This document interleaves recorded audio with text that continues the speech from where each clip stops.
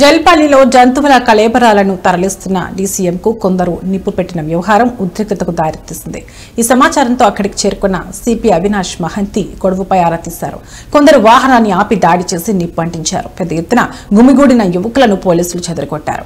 గొడవ చేసిన వారిని కస్టడీలోకి తీసుకున్నారు. ప్రస్తుతం పరిస్థితి అదుపులోకి వచ్చిందని సిపి తెలిపారు.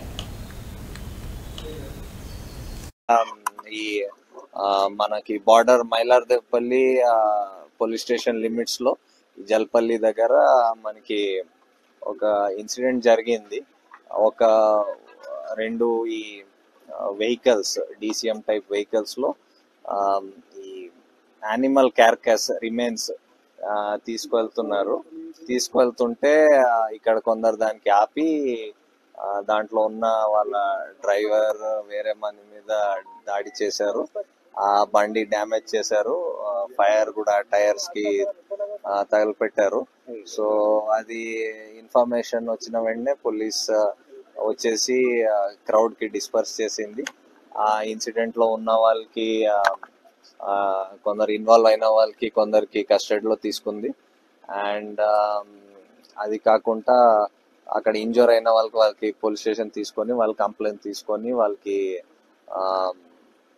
మెడికల్ చెకప్ కోసం కూడా పంపించింది. సో ఇప్పుడైతే సిచ్యువేషన్ ఏం ఇష్యూ లేదు. ప్రస్తుతం ఫోర్స్ కూడా ఉంది, ప్రెజెన్స్ కూడా ఉంది. ఇక్కడ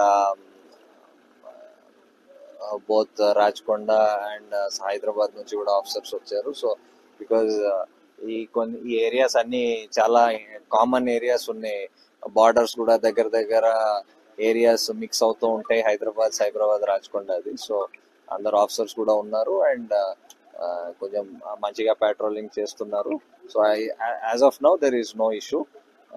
ఇప్పుడు జరిగిన దానికి whatever further legal action మేము తీసుకుంటాం. పోలీసు వాళ్ళకి గాయాలైనాయి, ఎంతమందికి అయినాయి, ధ్వంసం అయినాయి, ఎంత నష్టపోయారు? ఇక్కడైతే పోలీస్ వాళ్ళకు గాయాలయ్యి అంత మనకి సిచ్యువేషన్ జరగలేదు. అత్తాపూర్ లో ఎన్ఎంగూడలో అక్కడ కూడా ఒక ట్రక్ బాదర్పుర నుంచి బయటకు వెళ్తుంటే దాంట్లో క్యాటిల్ ఉంటే దానికి ఆపారు. అక్కడ కొంచెం రెండు గ్రూప్స్ మధ్యలో కొంచెం ఘర్షణ జరిగింది. దాంట్లో కొంచెం పోలీస్ వాళ్ళకి మైల్డ్ ఇంజురీస్ వచ్చినాయి.